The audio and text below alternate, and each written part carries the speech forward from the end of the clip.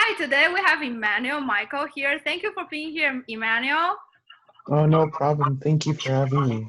Awesome. I'm gonna ask you to kind of introduce yourself to us, like where you're from. My name is Emmanuel Michael. I'm from Sioux Falls, South Dakota. I've lived here all my life, and I am a musician and a composer. I just graduated from high school at Washington High School in Sioux Falls, and then in the fall, I'll be going to the Manhattan School of Music for a degree in jazz performance. That's awesome. Yeah, I went there for my undergrad as well. So, but at Yes. that time because that was my first time coming to the States. So I was really busy with my English, you know, and trying to fit in. So, but I know they have a very wonderful program there. We'll talk a little more about that later. But now I'm curious about your musical experiences. Do you play any other instruments? And what was your first instrument? My first instrument was drums. But to start from the beginning, I grew up going to Sudanese church. My parents are from Africa. My mom is from Uganda, and then my dad is from South Sudan. Mm-hmm. And then they met in a high school because those two countries are right on the border of each other. And they had my sister there, Mm-hmm. but they had to flee because of internal civil war. So they fled to a refugee camp in Kenya, Mm-hmm. and my dad came here to the States first, and then it was my mom with my sister, who was around 5 years of age or three, Mm-hmm. somewhere around there. And then they went to Utah, and then they came to Sioux Falls soon after that. And then they had three other children, Mm-hmm. and then they had me too. Okay. Child of four sisters. But to continue from that, we always went to Sudanese church, and the hymnals that they would sing there, I would always listen to. I wouldn't sing along. I never really sung, and I never really started to sing until now. But like, I would always listen to them intently and really deeply, and listen to the context harmonically, and that taught me like really essential ear training that I didn't even know of um, up until I started to like really study music as a whole. But in the fifth grade, I did the band thing from there, and I was into percussion section in fifth grade, and in seventh grade I switched to tuba, and then in eighth grade I switched to saxophone, and then also in eighth grade I picked up the guitar, and high school I did the marching band thing. I was a drum major for my last 2 years, conducting. Um, but yeah, that's basically a quick run through. That's awesome. So you have tried so many different instruments. What's your favorite? Or like, do you have a few that you enjoy more than the others? When it comes to like my personal enjoyment when I play an instrument, I think it would have to go to the guitar immediately. But at the same time, I've always thought guitar was such an ugly instrument. And I don't mean that in like the slightest way. I mean that in like the like a really like whole heart of me. Like I always um it wasn't until I started to play where I was like, wow, this is like such an ugly instrument.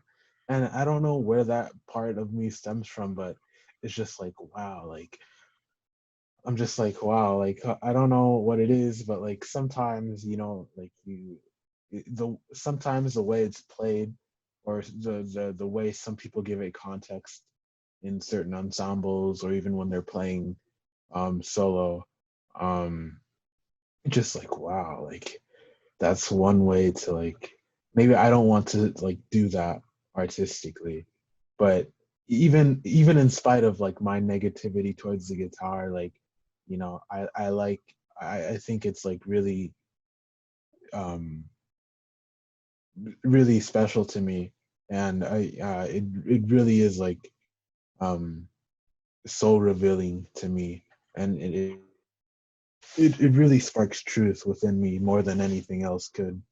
Obviously, people like playing it a certain way, or people like playing it a certain way in maybe ways that I don't really would have favored, and it's Mhm. like I'm not like it's all subjective, and there's different truths for different types of people, but Yes. it's just like um Mhm. yeah, guitar in it can get in the way so quickly. Right. It's like me, to be very honest, because violin has been it was my first instrument. No, piano actually was my first instrument, but violin became my main instrument, and I feel I sounded so ugly the whole way until I reached high school. I suddenly feel, oh, I could produce a nice sound. It took me so long to feel like, it's not a struggle to play that instrument. So I can understand, and it's actually great that you have such a, I don't know, a vision or like expectation on the instrument, because that will help you to grow really quickly to to your standard. And you mentioned very interesting that you basically your church was your first music, what's that in education, Like yeah, it was essentially my first like music education course. right? So what kind of music did you sing in the church? It was like mostly like Sudanese hymnals, Hmm. and outside of church, just like listening to Sudanese music, naturally just growing up around people who listen to Sudanese music Hmm. because they are Sudanese, and just listening to African music as a whole, essential ear training, and it's like the Right, music can get so complex right, without you even knowing about it and right. realizing it, but it's all the information is there, Yeah, and but it really yeah. yeah, so it was not like it was not written music, right? Like you just used your ears, right? Like, and you Yeah, like learn from that. the word like we have like a lyric book, Hmm. with like the words in it, but like the melody and like the harmony, like that stuff isn't written out. Okay. That stuff is like through like word of mouth and like hearing recordings and stuff like that. Do you find that Sudanese music influence your current jazz playing? I can't really say like how I envision my playing, but Okay. some people, yeah, some people say they do hear it because they hear me doing maybe different things compared to people who have grown up only listening to like Western music, and that's really cool that that they say stuff like that, and that's just like one thing to really develop upon and strive towards more connecting Right. just me, I remember you told me during our last conversation that you didn't just listen to jazz music or Sudanese music. Like you also listen to classical music and other any other types of music that that made you feel interested. Like, can you tell us a little bit about that side? with stuff like the internet. It was really easy to like just branch off of like, oh, Yeah. like wow, like um like this Japanese composer from a video game that I Right. play, like wow, like I can like hear his influences like from like Chopin, and like oh, like Tchaikovsky sounds just like this, influences of bebop Hmm. are like, or like the harmony of bebop. It was just like there, like all of it is there. It's Hmm. not like it's labels, we're all using the same 12 notes. Right. Believe it or not, it's like, so it's like you hear lineage within a lot of context. Tell me a little bit about your creative side, like for your compositions and how you started it. um about a year, or a little bit over a year ago, Hmm. I started to write, and I never really thought of myself as like someone who could write. The feeling of needing to write was like always something that I felt like I would eventually do, I just didn't think it would be this soon. I put it in my mind as such like a big stepping stool or a pedestal that I needed to reach um, before, like I needed to get all this information before I could even think about composing. But in actuality, that's not the way to go. Like Right. if you want to write, you need to write. So, you have to envision like truth beforehand. Like it's not I feel like it's not even like you or me that you need to like put into like context when you're doing anything artistically. It's not you or anyone else in the seats at the end of the day. It's just like something more than that. you Right. know I don't know what that is. Like it's just like Yeah. something beyond just you or me or the people in the audience or the people Right. who are buying the seats at your gig. Like it's just like truth. The truth is going to stay at the end of the day, no matter what happens. I don't know, it's just like I want to say the truth, Okay. and if Right. that impacts people, Mm-hmm. that's cool, but if it doesn't, that's okay too. Right. Like, but at the end of the day, the truth is just gonna like do its thing, and whatever its thing is, like that's what's gonna happen. I can't control the truth, but the truth like will Right. control itself and So is whatever it the it truth about manifests. you, or it's just the truth like of the music? With my music, like like it's a goal of mine not to dumb anything down, but it's also a goal of mine to like actually like be truthful to me and not like try to like impress anyone or go into with the intention of like impressing someone, or like like this cat is like doing all this like hip stuff, like like that's cool and stuff, but like what does that actually mean to me when Right. I'm all by myself you Right. know Yeah, that's awesome. I love it. Yeah, yeah, because a lot of times, like I think a lot of musicians, when we were growing up, we face this problem that at the point we wanted to impress, but then we get depressed afterwards because we feel sometimes we feel we get we lost ourselves during the process. So at the end, it all has to come back to yourself. Like, does it mean anything to you? Anything you do or the music you play, if it doesn't mean anything, it's just on the commercial level, then that's not the truth, right? hmm Yeah. So anyway, I love it. Yeah. Your musical inspiration. Where did those come from? I guess I like only started to take music seriously Mm-hmm. ever specifically with the guitar and just writing like 4 years ago, because I started to play guitar in eighth grade. I just graduated high school, but like I only even within those short 4 years, like I've had an extreme amount of mentors, so I cannot Right. like bring myself to thank just one. Right. But Great. um yeah, like I didn't study with anyone. However, each mentor I met, whether it was going on a tour within the States or like a different country completely, or like meeting with them, driving up to a place just to hang and get feedback from them, or through a program in town, or in the state, like they've all contributed to just me getting to learn closer to like what my truth is, Mm-hmm. not only artistically but just like as a human. I feel like a common trait with all my mentors is that Mm-hmm. they were they were all amazing artists, Right. right? But the bottom line is like they were all great humans and souls too, and they really exemplify that. No matter how like good you can play, or no matter how strong of an artist you are, Mm-hmm. the connection with your soul Right. really has to be tight and has to be truthful. When did you decide to be a musician?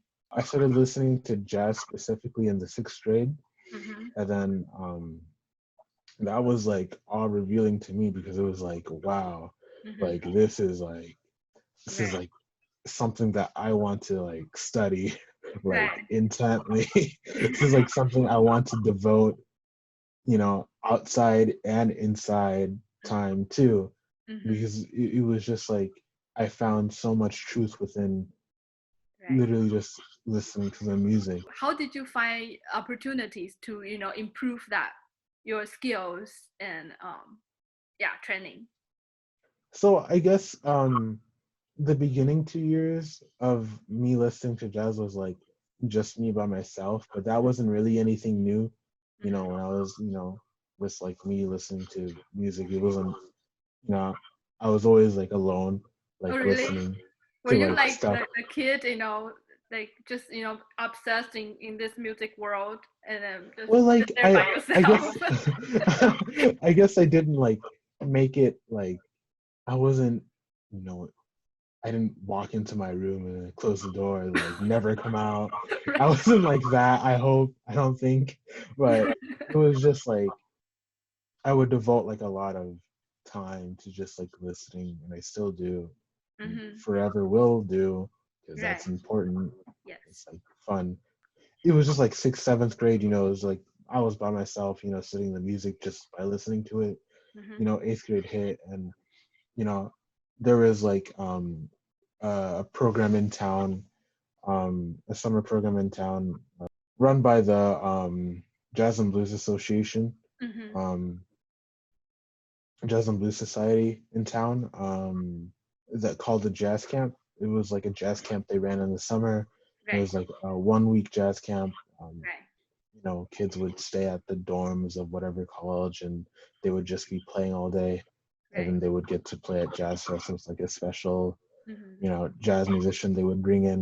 Right. And that program, my band director, Ron Szymanski, in middle school recommended me to the program, and I took advantage of it, and I was like, whoa, like, this is like, this music is like, not only like, is it like, Mm. it's there, like, there's people who actually play it.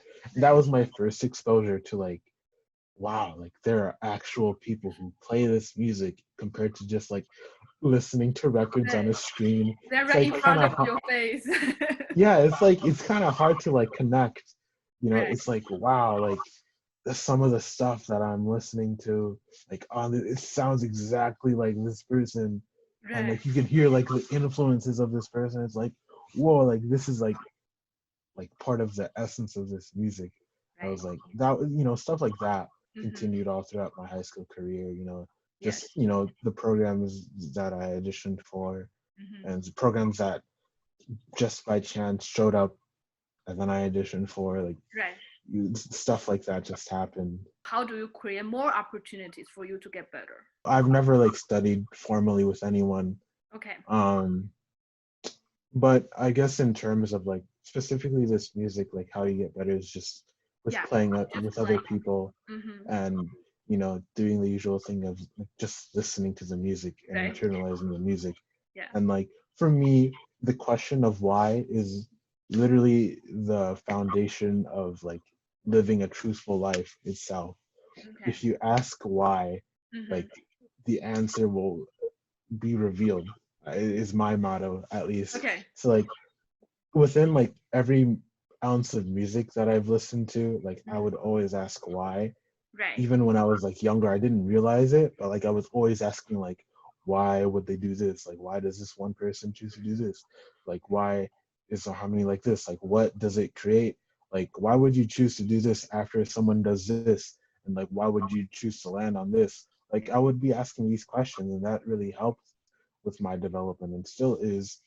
Right. And but in terms of like people, like um within Sioux Falls, as soon as people started to like realize that like there was maybe a younger person like me playing, like they took me into like gigs and stuff like that and started to hire me for gigs, which was really gracious of them. I know Right. not all scenes are like this, Mm-hmm. so I was really lucky to be put in a scene where Mm-hmm. stuff like that was happening. Yeah. So you Um, have been surrounded by a supportive, I mean, jazz, a blues community. It seems. Yeah. Yeah, it was extremely supportive from the very start. Everyone was there are literally, I can't name you one person that wasn't like, like supportive in this community. So I'm really lucky to have been through something like this. That's amazing. Yeah, I think the music community here is definitely very very friendly, and especially I think you deserve it because you are, first of all, you are very humble, and then you did show. And I have heard of your name mentioned by multiple people actually when I was looking for jazz musician. So I think people see your talent and they really want to help you, and then they want to give you a stage. So I think it's awesome. You are basically your own teacher, and then you keep asking yourself why this happened, why that happened, to figure out different kind of truth. But that's ultimately the truth to our own growing, getting better, that we have to be our own teacher, and we just keep going asking questions. What inspired you during like a specific trip, or people, or like, yeah, just anything you are willing to share. Okay, no problem. Yeah. I'll go chronologically. Okay. My sophomore year of high school, the Thelonious Monk Institute, now known as the Herbie Hancock Institute of Jazz, Mhm. they have a peer-to-peer program. It's called it's basically a Mhm. jazz combo made up of the top high school jazz musicians of the country from some of the top fine arts high schools from all across the country Right. in seven or less than seven piece combo with Mhm. a guest artist and a vocalist. Mhm. And in 2018, my sophomore year of high school, the peer-to-peer tour group of that year came to my high school and heard me play. And under the direction of JB Dias, they let me audition after hearing me play. They were Mhm. like, um, "You sound really interesting," which I but they let me audition for the group for the next year, my junior year of high school, and I got in. Right. And that the next year of my junior year, I toured Oklahoma with Mhm. a saxophone player by the name of Steve Wilson and a Mhm. vocalist by the name of Lisa Henry, Mhm. with um, other young amazing world class jazz musicians that Right. are my age from high school. And Mhm. we toured throughout Oklahoma for a week. And Mhm. that was an amazing experience. The music obviously was, Mhm. it didn't joke around. It was like, it was obviously, there, Yeah. there Did you was no feel corners stressed cut. out playing with them? Um, it was, I was just so excited because that was like really my first experience to like Right. play with like people my age who are like at just a professional level, Mhm. like an exceedingly high professional level. It is ridiculous Mhm. how high of a level people my age can play. Right. It is frightening. Yeah. I so bet.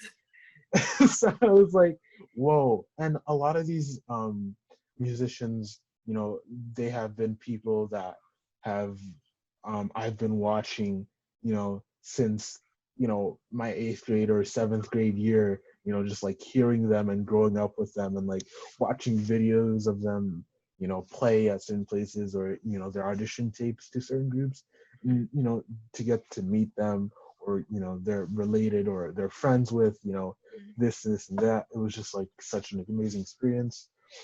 Um, that brings me to NYO Jazz. Right. I was a member of NYO Jazz for the 2019 year as well as the 2020 year. But for the 2019 year, I auditioned for the group, Mhm. and that group is a big band ensemble. Mhm. Um, and it's a 2 week intensive at Purchase College, Mhm. and the band leader is Sean Jones.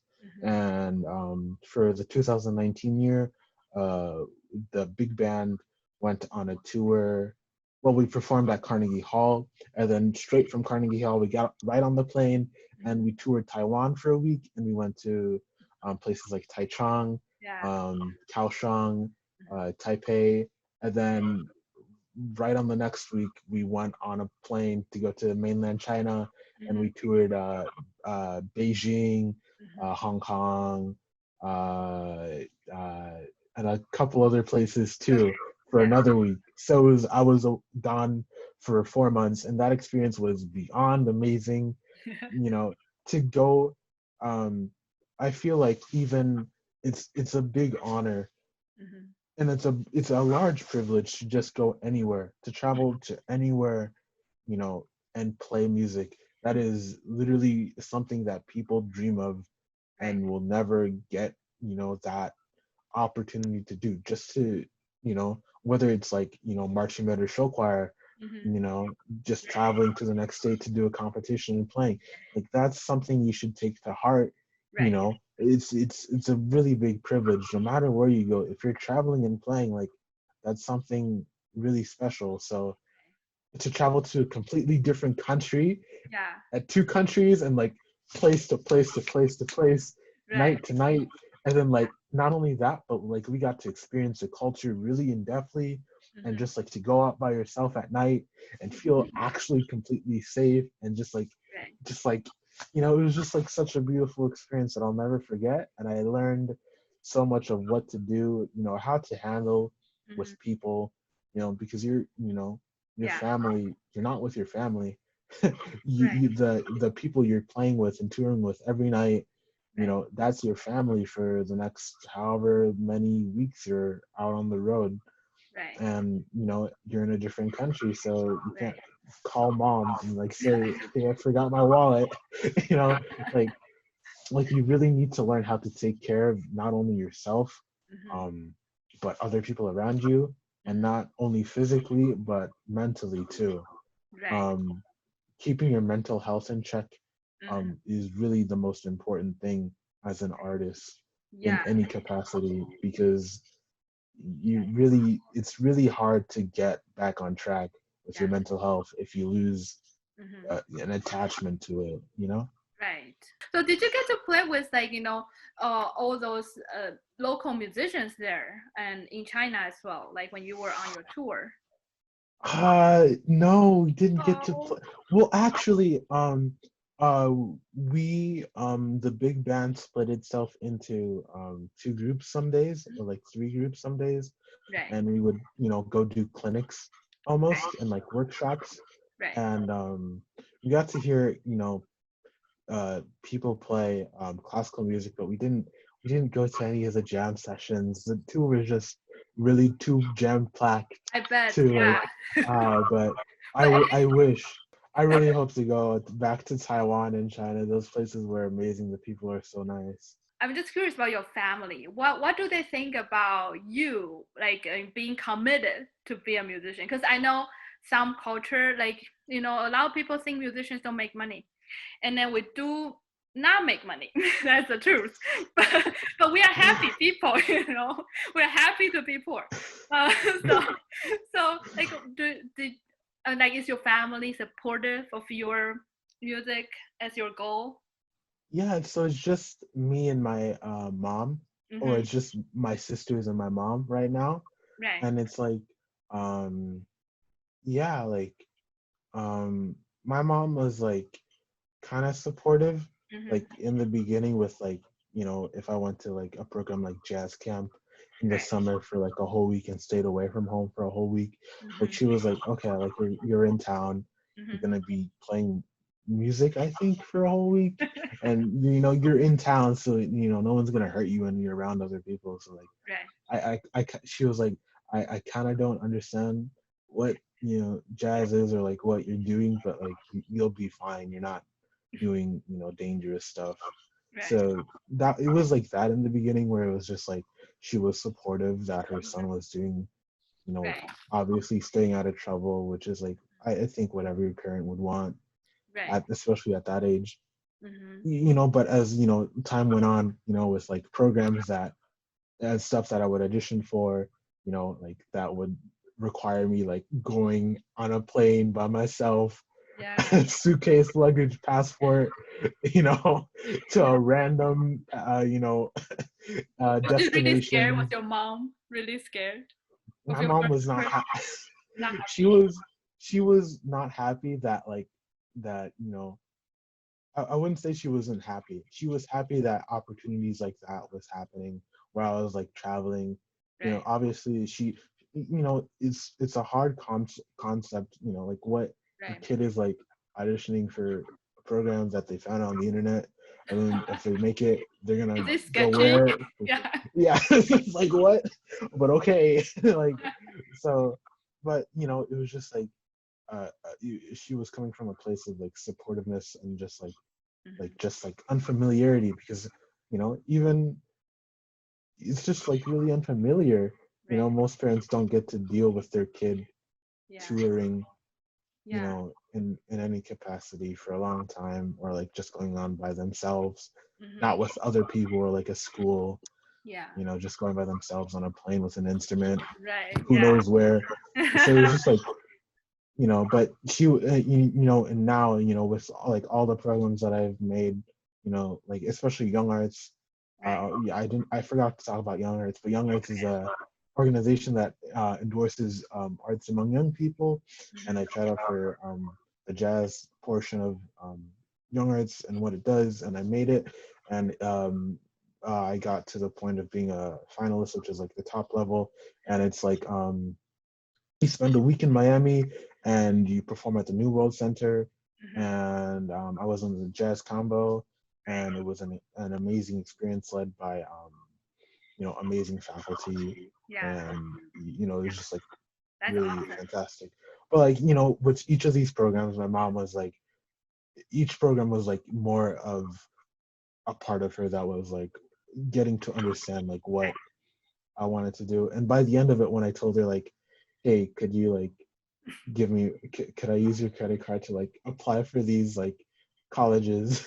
She was like, oh, okay, that's fine. Mhm. And it was like she told me like like everyone has their own calling, and like Mhm. um it just it kind of just made sense to her like that Yeah. I chose to do the thing that I did, you Mhm. know, to choose to go to school for music. It was just like, okay, that makes sense, and like you have the backing to do it. It wasn't like Yeah. so she was really supportive all the way throughout. A lot of Asian parents, tiger moms, they will be like, "No, you're gonna be a doctor. You're gonna make a lot of money, or you're gonna be a lawyer." Yeah, doctor, Lots of that. lawyer. Yeah, that's like the Yeah. same with like African culture too. Really? Yeah, so like I felt that pressure too, but like my mom is like completely different, and like she Yeah. she is very wise, and Yeah. she obviously knows like what the what truth is, and like Right. what just like Yeah. going with society is, and like she wants the best for us. Yeah, that sounds really awesome. So now you mentioned about, that your parents actually they came from two different countries, right? Like Uganda Mhm. and South Sudan. And like I'm just curious, like for them, was it a taboo or was it not allowed to have this like marriage, or marry somebody from a different country, or it was like common? No, it was just like pretty normal. Yeah, it Okay. wasn't like, yeah, since like the two countries were like right on the border, like the cultures were like really like intermixed. Similar. Okay. So yeah, it was just like it wasn't anything taboo or anything. You were born here, but you have such different cultures in your family. And how did that play a role, or like did you have any impression when that you had to juggle it between different culture and you were a little confused? I guess it would be difficult for anyone to Yeah, to have a kid and then stay in a place where it's like conditions aren't too hot, and right, then to just like move to a completely different country, right, you know and then like they knew English like beforehand, practicing in right, high school and stuff like that, but like right. to fully be immersed in that, Mhm, a language that you were taught in school, mhm, that you knew pretty okay, mhm. yeah, and then to Yeah, live a life in a place that you didn't grow up in. right, That's a huge cultural shift. That's a huge mental shift. right. think about the little things we, take for granted, Yeah. not even take for granted, but just little things we're influenced by Mm-hmm. here and there.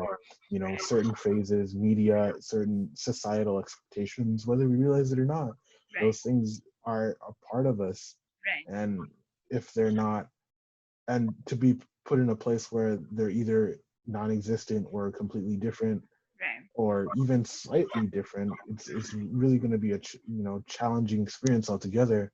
Right. Yeah, but But it was yeah, go ahead. Sorry. it was good that they put into a good place like Utah, because Utah is pretty nice, chill place, and then they went straight to Sioux Falls, Mm-hmm. also a fantastic place to build any type of family.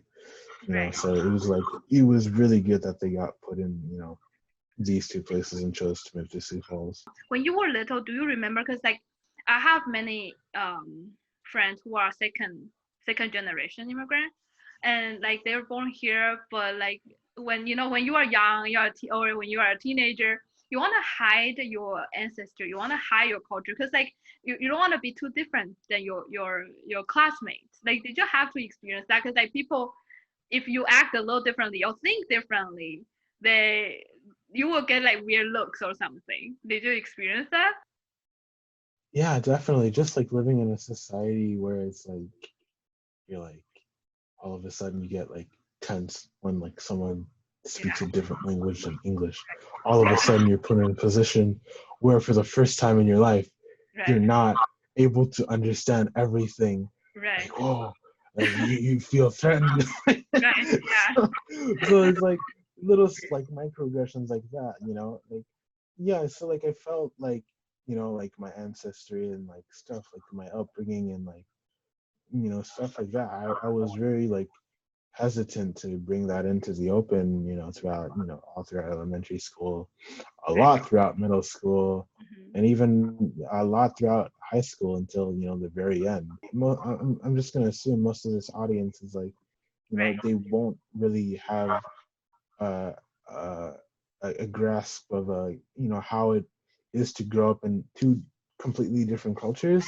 Yeah, you feel like it's safer to not expose your life or like your ancestry most of the time, just because that's why I feel like everybody should travel. I feel like everybody should travel, because like when you travel, you actually you understand how big the world is, and you get to appreciate how everybody is so different from different places or different experiences, and you feel like you are not that big, because like when we are so stationary and so accustomed to where we are, the world is only this big, right? I actually feel the same way. When I came here, my English was bad.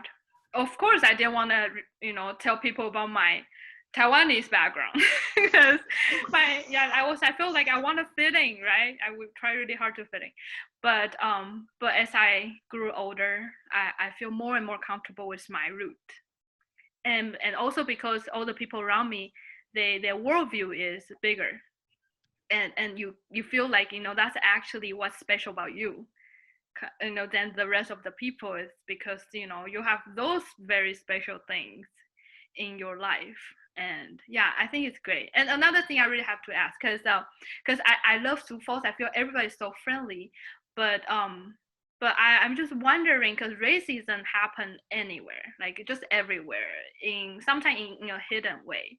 So like, have you experienced any forms of racism, subtle or obvious, like when you were growing up? Racism isn't the end all be all, and by saying the end all be all, I mean like racism isn't someone going out and physically hurting someone. Mm-hmm. That is racism, but that isn't the only form of racism. Racism isn't like it isn't only calling someone a slur.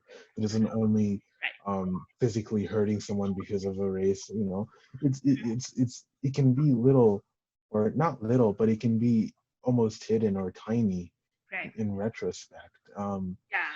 By that I mean like say certain jokes, like like growing up, especially throughout, parts of like middle school and like even parts of high school, you grow up and like you're taught to laugh at like certain jokes, that are put, towards like look how dark, this or your skin is like Mm-hmm. haha, that's so funny. Like, and if you don't laugh, you're like too sensitive, like, and you begin to ask why is that funny, like Mm-hmm. why is me like being born darker funny, Right. it's like what When did and you start questioning those? When did you notice them? yeah, I started to notice. I'm like, throughout like the ending part of my high school experience, I was like, like all throughout like my public education upbringing, or I don't even want to say like schools or solely. It's just like Right. all throughout the earlier part of my life, even though Mm-hmm. I'm only 18.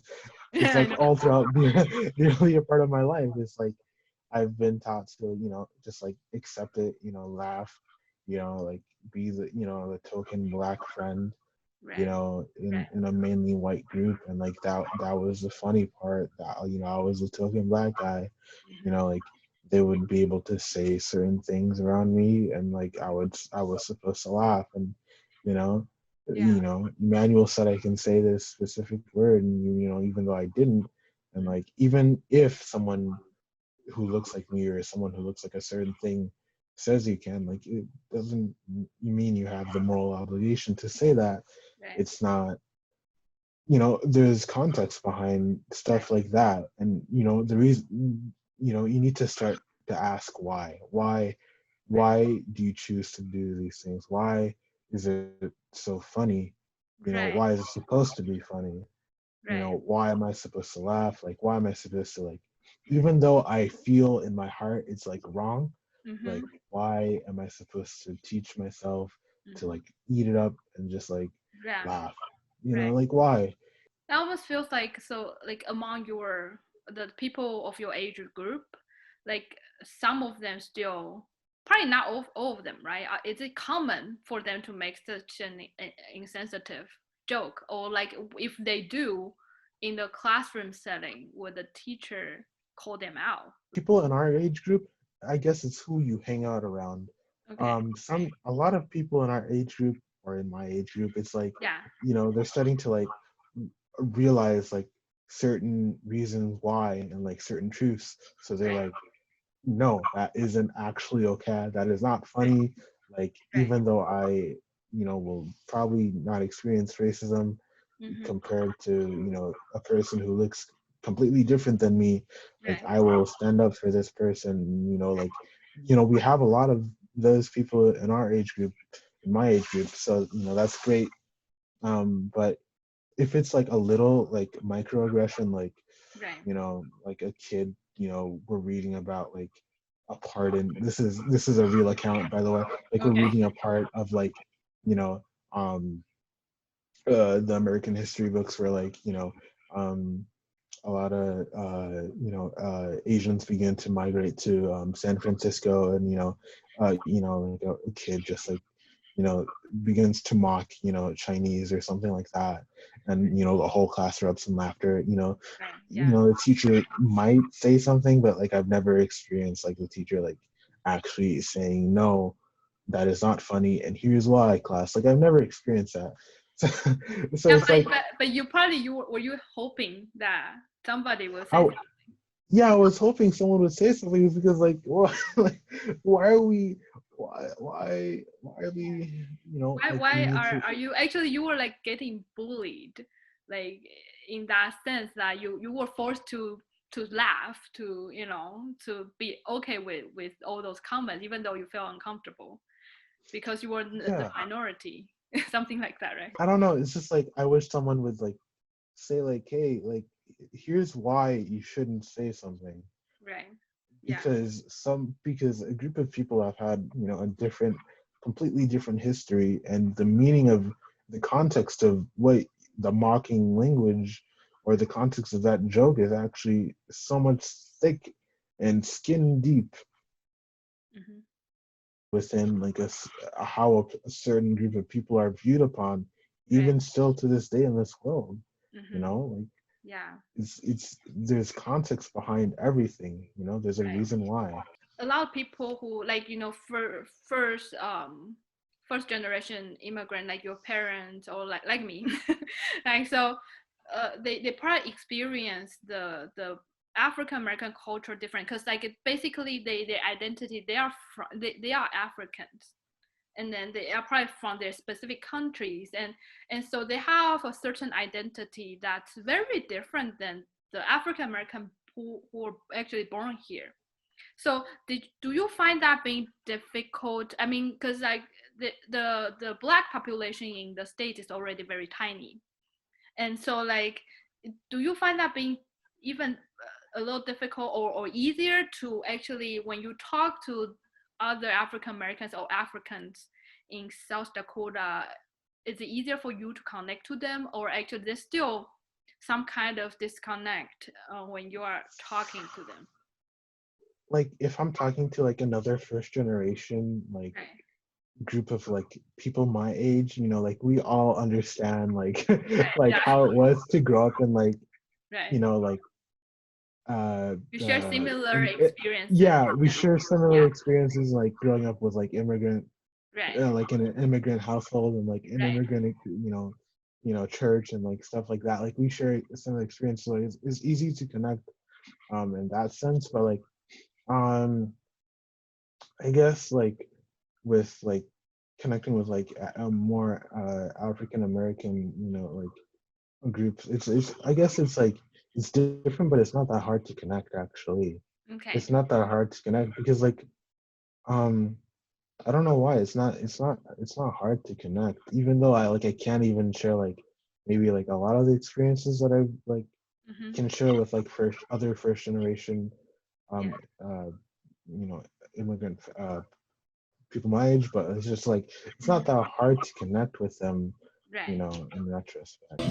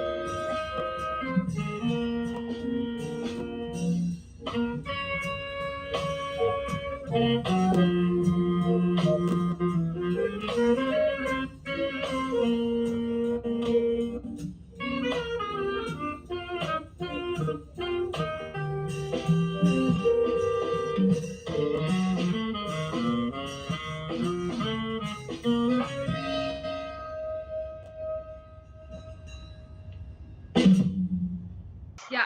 Actually a part of me, I feel like being a color person here, even though I don't even feel Asian is the minority here. I don't know, but it's like I just because of the experience I have had, I feel like I'm more understanding of people, who might be bullied in weird situations like that.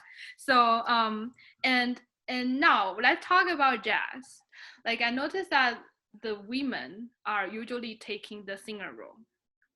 So why is that? Like I rarely see women on like an instrumental, role. Do you like is that a tradition in the jazz culture, or why is it? Historically it's been like um repeatedly misogynistic, um and the reason why it's a direct reflection of what societal norms and teachings have been taught to these jazz musicians, because these musicians just didn't spawn out of nowhere. They're a Hmm. reflection of their society and upbringing. Right. And like obviously, if you grow up in a society like ours, where Hmm. it's like women are have women have expectations Hmm. of being put into certain things and Right. certain positions of power Hmm. that are maybe a lot lower than the the positions of power that men should have. It's Right. like these things are gonna not only bleed in through, these things are all gonna bleed in through each and every aspect of our lives, Right. you know. Yeah. So yeah, the thing, like, and there obviously there's always going to be like a lot of men who are going to say like, like women can't like play like, these, men oriented instruments because they just don't have the capability, or their brains aren't just oriented, no, like that stuff, like So they that would stuff say that like in front that of. stuff is that stuff is used for like arguments, but like at the end of the day, it's like the reason why um we've always had like a low number of like women participating in certain fields of the world, whether it be like specifically jazz music or Right. just like jobs or something like that, is Yeah. because of stuff like this, Right. the diminishing words and diminishing thoughts and diminishing Yeah. culture, Right. you'll carry into a place, Mm-hmm. will in turn like Right. work to the benefit of diminishing a woman from Right. carrying these positions of power, Right. specifically in jazz, Mm-hmm.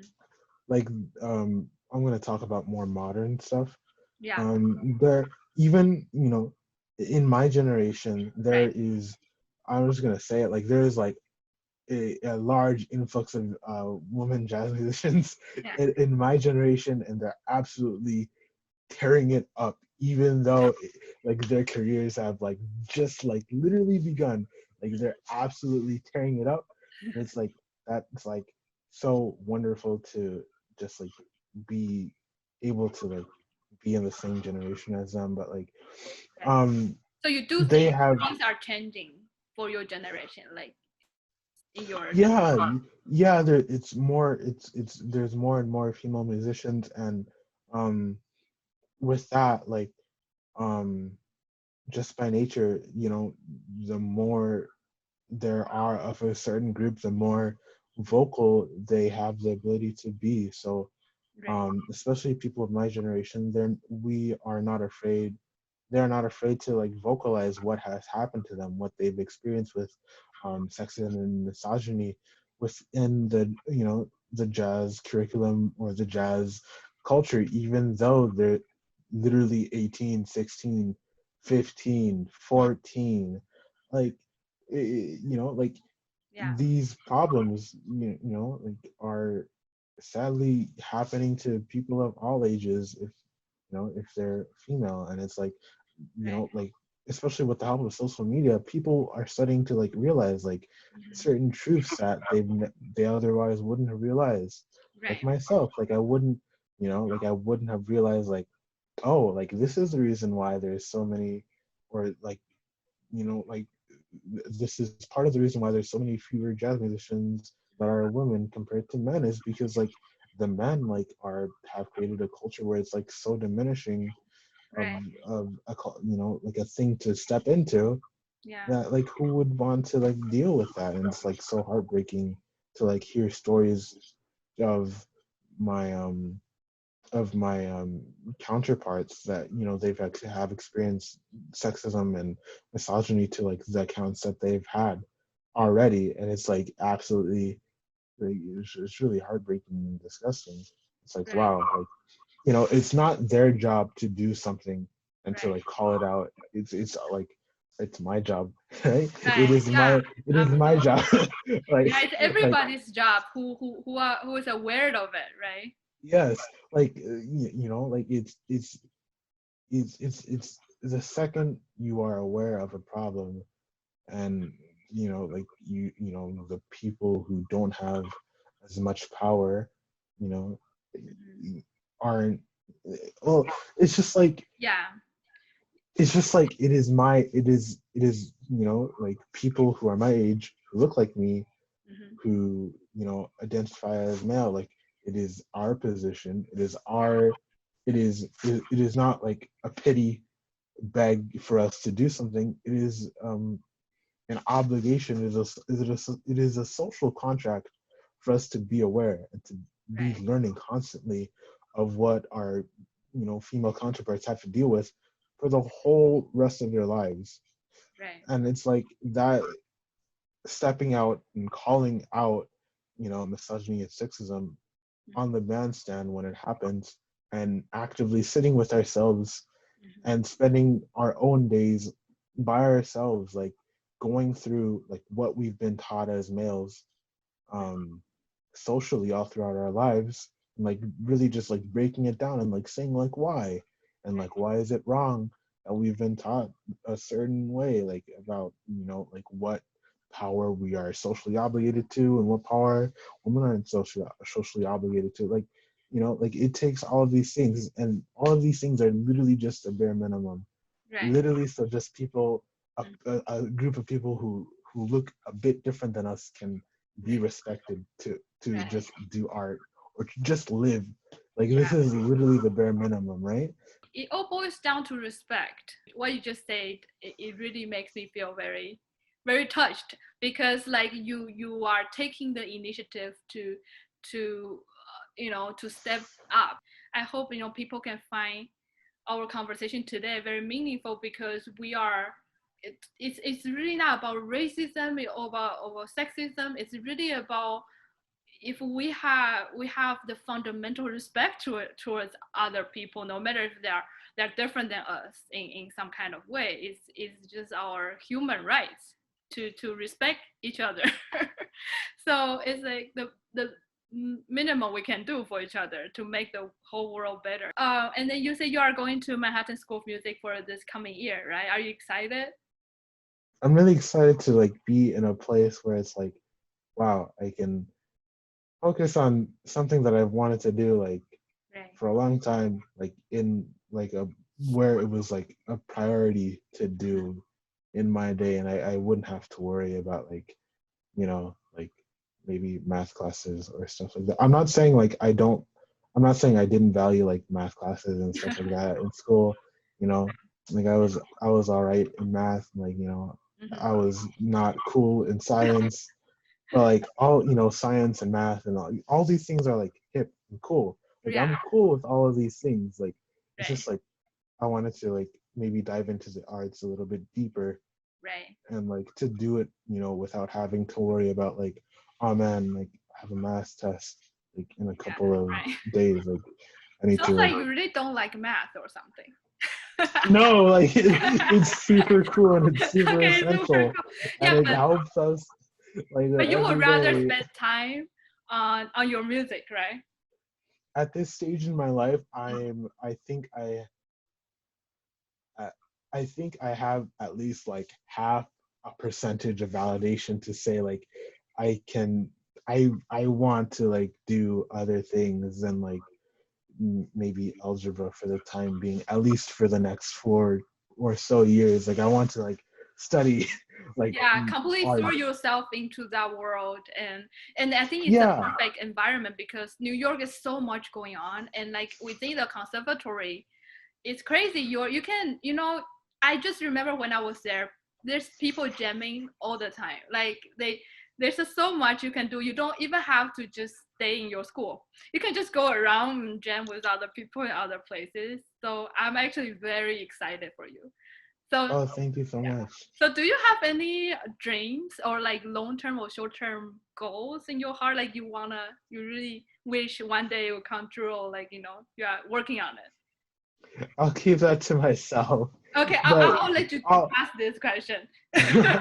but like all in all, like the Yeah. main thing that the main overarching plot within Hmm. my life is just to like do everything I can to be truthful Hmm. to not only myself but to just everything Hmm. around me, Right. whether it be people or certain groups of people. I just want to like live within truth, you Right. know Yeah. whatever that means. Like for younger musicians, like who are still exploring, like they have music inside of them, but they are unsure. They're like still exploring, and they're trying to find their voices and stuff. Like, do you have any advice for them? Yeah, so like I guess I have like two responses. Like Mm-hmm. put into different areas. Okay. One would be to always watch your mental health. I guess it's really, no, I don't guess. I know it's really difficult for especially younger people like me and who Right. are growing up in like a society like this. Like your mental health is really valid and it will never not be valid. Right. Um, Yeah. and like you need to take it truthfully, Right. meaning you can't exaggerate your mental health, Right. whether it be on the opposite side of the spectrum where it's like Mm-hmm. you might exaggerate it to get like needs that or attention that you don't really need, or it'd be on the other side of the spectrum too where like you're Right. exaggerating your mental health Right. in the way that like you're putting it down, you're shoving it down. Mm-hmm. You're saying you're basically treating your mental health as doesn't exist. Mm-hmm. Like you can't do that with your mental health because that is a part of your truth, and it will. Yeah. Yeah. truth really, truth really has no sides to Right. me because truth is not one side or two sides. It's just really all sides, Mm-hmm. and your mental health is a direct reflection of that. If you're not intact with it, if you're not actively spending time to really just dive in deep and ask yourself why do I feel this way? Why are certain Mm-hmm. things happening? Why do I react this way? What's going on inside my head? If you're not spending time to do all these things, and just really doing it for yourself because you Right. need to, like Yeah. your mental health will not aid you Yeah. in your upbringing and in the future. And it's a really hard thing to get back up to date. So that's Right. one part. When did you start realizing the importance? Because actually, you are talking about this. That's very interesting to me. I feel a lot of people nowadays, even adults, they don't realize the importance of mental health, and that is, for me, is number one thing to take care of ourselves first before we can even do any other thing. So when did you start having this revelation that mental health is super important? Yeah, it was just like growing up in a place or growing up in a society Mm-hmm. where it's just like you need to do. Yeah. And the people that do are the Right. only people that are successful in the world. Right. It's like, whoa, like could you it's not that we're lazy. Mm-hmm. It's not that we're lazy. Don't get me wrong. It's not Yeah. that Yeah. we're No, that's lazy. different. Yeah. Yeah, it's not that it's not that the people who aren't always doing aren't lazy. Mm-hmm. It's like why is the only sense of actually like having validation to live determined by you doing. The Yeah. grind never stops. The grind never stops. You always need to do. Right. Like what? Like why all of a sudden? Like what is the reason of this? Right. Like what could be the cause of this? Like what is the truth that lies behind it? Mm-hmm. Like until it was until I started to question that I was like, wow, like certain things are starting to make sense. Like I don't always need to be occupied Right. doing work to actually live a truthful life. Yeah. Like what is a truthful life to begin with? Right. That's where it all started. It's like, what is a truthful life? Does a truthful life lie within me being a doctor? Like Oh, a even lawyer. though, or a lawyer, Yeah. and like being the richest person I can reach out to be, that's not where my truth lied to begin with. And I don't think that's where a lot of people's truth lies Yeah. to begin with, because if that were the case, I think we would be seeing everyone in a doctor working Right. in literally a Vera, the same hospital. Yeah. Like I don't think, I think we would I don't think that we've been taught the right way in the sense that doing is the only way of living. Right. Yeah. I don't think we've been taught, the right way, because the way we've been taught, the amount of money you have, the amount of hard work, the amount of work you put in, the amount of hours, like Right. even that's not all to there is to life. Like there's Exactly. there's a lot of truth to, I don't Hmm. know. Yeah, we can erase that last part. You can cut that last part out. But no, but it's like, no, it's I think this part is very wonderful you mentioned that, because first of all, I'm really glad you said those things in at this, you at your age or even younger, when you started questioning all those basically social values, like what is your values, and why are everybody pursuing or like just chasing things all the time, the materialistic things. And I think it's awesome you have this spiritual side of you, and then that's why you know yeah, I love that advice of, take care of your mental health. So what is your second advice? You said there's a second one. yeah.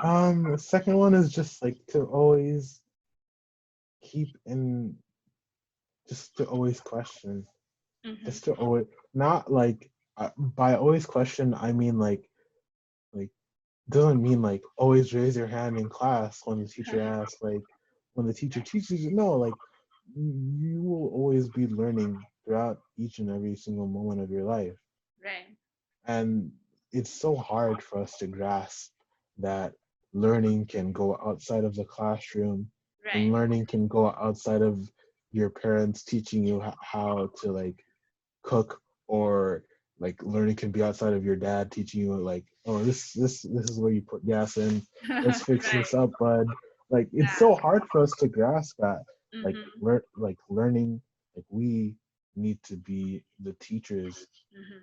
of our own, souls, and, Right. and of our own hearts, and of our own morals, Right. you know. Yeah. Like Yeah. no one can teach us morals, no religion can Mm-hmm. teach us morals. Mm-hmm. What religion does is, if people are religious, you can back up your morals with religion, and that's okay. Like that's super cool. Like Mm-hmm. that's super cool. But you don't learn your morals from going to anywhere. You don't learn your morals from, you know, like you learn your morals from actually just, I don't know. You can cut that Yeah. last part out, but Yeah, it's but no, but I understand. I feel like it's back to this. You don't. Not everything is what it looks. So you have to keep a mind to yourself that what you see might not be the truth, right? So that's yeah, why you keep asking questions, and that's why I love it. Like you are basically, it's the concept that you are making yourself your own teacher. You have to question the world. You have to you teach yourself how to learn. Basically, you're helping yourself to to get better, or to by questioning things. And then I feel another thing is basically again, like, basic respect. You should respect different cultures, you respect different religions, you respect people, how people live their lives, instead of just judging them immediately because you don't know. A lot of time we don't know. We are such a small part of the world. We our experiences are usually magnified by, because that's ours. So we feel like that's the most important feeling, the most important thing. But there are countless other kinds of lives, kinds of experiences. So like I feel, especially I think after, I mean, for musicians and artists I have worked with, including you, like I feel very fortunate that most of them are very open-minded, because we are always almost like, some people would say artists are uh, in a sense kind of like a spiritual seeker. You are always seeking, you know like for you, you are always seeking the truth, you are always searching for something. And by questioning, you can get yourself further, or closer to the truth, right? So yeah, I know it's kind of hard to put put it together, but for me, it can really come down to like what you say. You just have to keep questioning, and you have to show respect. And that's the best way to learn other people's cultures, lives, and even languages, whatever customs they have. And that will open up our heart.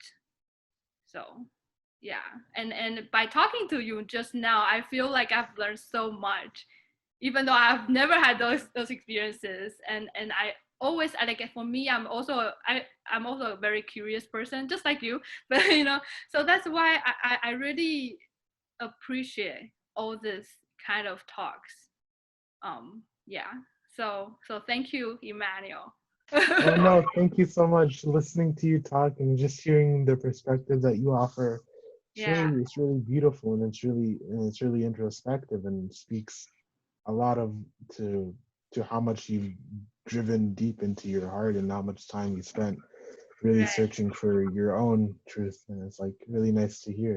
Thank you for Thank you. sharing that part with And me. I'm really glad and kind of proud of you, and feel very grateful to hear what you have to say at such an age. I mean, you are so much younger than me, but you have you have started your spiritual journey, and you have been you know taking initiatives, like you take actions to basically you're not afraid of to change the world if you don't think it's appropriate, like the weird culture in jazz world, or even racism, all those weird things in that are happening in the world. I'm just glad that a lot, like actually I started seeing more people in your generation, like you are not afraid of stepping up to support each other. I mean, I love it, seriously, I just love it. Yeah. So okay, so before I let you go, like I want to thank you for sharing your music. I'm going to put your music at the end of the video. And in your video there's like a song, your composition called Airplane. Is there anything special you want to tell us a little bit when for the listener to listen? Yeah, I guess so that piece was kind of commissioned by Young Arts, Mm-hmm. the Young Arts Foundation, and it was premiered at the New World Center in Miami Right. this past January. Mm-hmm. Um, and all the people you see on stage playing with me are people my age, Mm-hmm. um, and they have it was the title Airplane came after I wrote the song completely, Mm-hmm. but I guess it kind of worked out because the song kind of reflected um, just like traveling, you know, to see and traveling to learn what the truths of other people are.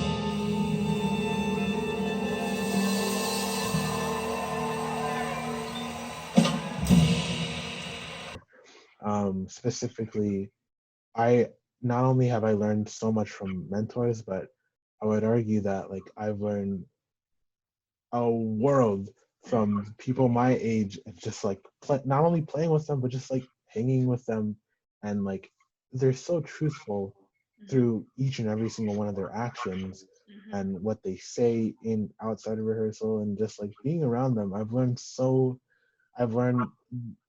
much, and still there's so much to be learned, but I know that I've learned an extreme amount. And like the people my age, like I just can't thank them enough for their mentorship, because I mean I still call I will continue to call the people my age, professors and doctors, because that's what they are to me. I learned from them. Yeah. Nothing would be possible without them in my life. Right. Definitely, I can tell you that. They say the same thing about you. They see you as the same way. They feel like you're one of their mentors. They connect with you so much. They learn so much from you. It can be mutual, right? I mean, they shouldn't, but why shouldn't? It should. but anyway, I really love that how you describe them, even though they are like your same age, right? Yeah, I just feel you learn a lot from them. But to me, seriously, like I because of my baby face, people always see me as way younger, even though I'm not that young. I'm like definitely way older than you. But like I feel that's also an advantage, because to be very honest, I don't see people with the eyes of age, if that makes sense. I feel like a lot of young people, including you, I have encountered, they are probably more wise than a lot of adults I've seen. So like it really has nothing to do with age. It really how you see the world, and if you are in search of your true self, and you will grow very quickly. So I feel great talking to you. And hopefully it was not too long. I will edit this video. no worries. Thank you so much. So thank you so much, Emmanuel. Any last words?